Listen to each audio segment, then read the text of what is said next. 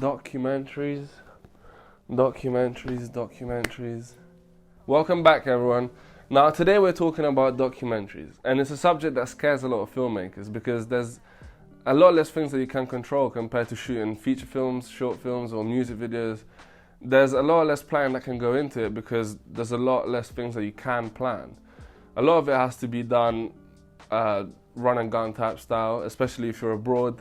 If you're in your country, then whatever, interviews, etc.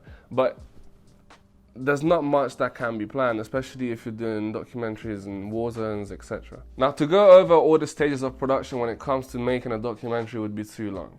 So today we're just going to talk about directing a documentary, what it means and what you need to keep in mind before shooting, while you're shooting, and after you're done. Now, there's a huge discussion on whether documentaries should be classified as non-fiction or real-life representation. It's very tough to decide because there's always that level of editing that goes into it. But a good filmmaker, a good documentary director, knows what is needed to make the story flow. And the important choices to make are what goes in a documentary that actually fits into the story, not based on your likings, because it's very easy to make a documentary biased. You need to be non-biased in a sense that you need to only use information that suits the story that you're telling, and it's something that you need to be completely clear about before starting. That goes into pre-production. Leave out the things that don't fit in with what you're trying to tell, and that's how you need to edit it down in a way that it is non-biased. And that also comes in with making sure that you interview different people, different sources, so that you get different points of view. Now, the first thing that you need to think about is ethical considerations.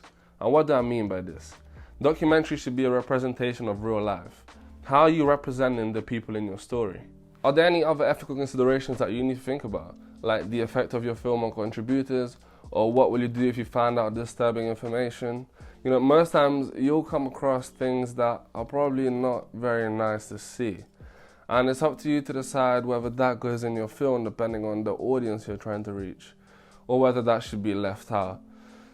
Some disturbing information might not have to do with the story. So as I said at the start, it's important that you're able to actually understand the key components in what someone is saying that actually suit the story you're trying to tell. I'm not saying to be biased, but I'm saying to be very considerate of the message you're trying to get across.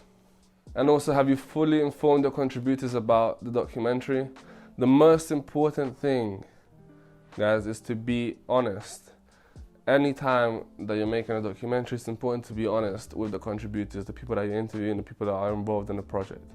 Because lies will always come up, and there is no need for you to add for what purpose you're making a documentary. Like what the purpose of the documentary is, what you're trying to get from it. Because more times than not, people will try to help you out, even if maybe that's not the thing that they want to do, if you're honest. And if you're not, if they come to find out, then there'll be a lot of troubles, considering the spectrum of the ethical considerations. It's just important to be honest, and that is a part of being respectful of the people that you work with. Second, you must consider the structure of your story before going to shoot. You need to keep in mind what factors will keep the audience entertained. You need to know where to place different sides of the story, different parts of the story in the film, and you're the one that needs to decide when the audience will come to find out the most important information, when it will be the peak of the whole thing. There should always be a clear message at the end of your story. You need to tell the audience why they're watching your film. They need to know what they get from it. It is subjective, but you need to have a clear message so that you can actually conduct the documentary. Conduct is not the appropriate word, but you can make the documentary according to the story you're telling and to what you want the audience to take away from it. So thirdly, when do you want your audience to find out information? You have to be very selective in deciding when you want your audience to find out things. You need to be able to leave the audience questioning what is going on throughout the whole duration of the documentary. It doesn't need to be in their face. it can't be clear, it needs to be kept subjective. They need to keep questioning and make up their own story to then leave them surprised at the end. Because otherwise, if they know what's going on straight away, then there's no point of them watching the rest of the documentary. So leave them questioning, leave them the benefit of the doubt. Fourthly, your film needs to tell the story visually. Other than having to do with the story, and it's important that you give the right information. So B-roll, for example, isn't something that needs to replicate what the person that you're interviewing is saying. It needs to be additional information. And that's the thing that people tend to forget when they put B-roll. B-roll isn't to show them what the person that you're interviewing is talking about, because that's not adding anything to your film. You need to add additional information about what they're saying, not showing them directly. It needs to add information on the subject matter of the question that you asked them. Fifthly, how will you conduct your interview? There's a lot that goes into this. How does the subject feel? How are you choosing to portray them? Are they happy? Are they sad? Are they powerful, relaxed? You need to have that clear, and your shot should reflect this. Give them plenty of space to answer the question. And that doesn't mean just leaving them speaking throughout. It also means giving them questions which aren't as focused on the answer that you're trying to get. So have them questions which are very generic, which leaves them a lot of room to speak. It gives them a lot of options in terms of answers. And when they speak, even after they pause, don't talk over them.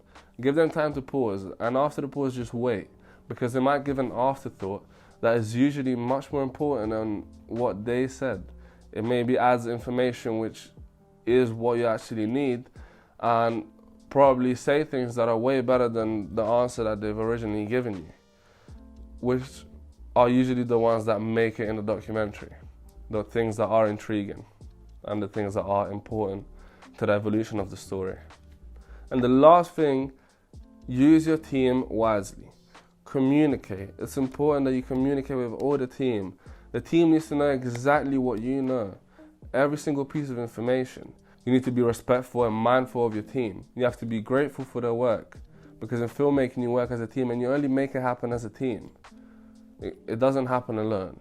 If you're all able to work well, especially in documentaries where you'll come across very awkward and uncomfortable situations, go ahead and fix problems. So problems are going to, that's what I always say to people, that problems are going to happen. It's not about whether they happen or not, it's about how you solve them. And the only way to actually solve them is as a team.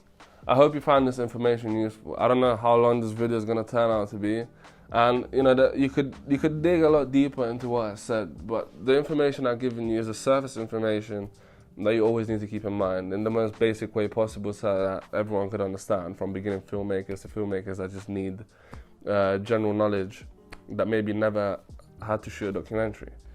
So I hope this helps out, and please leave a comment, like. I know every YouTuber says that and whatever, but leave a comment, like, and turn the notifications on, because I think the algorithms, I don't know much about it, but there's a reason for why everyone says that, so please. And keep creating. If you have any questions, leave them below, or text me or whatever on Instagram, and I'll be happy to answer it. Until next time, keep creating, and I'll see you soon.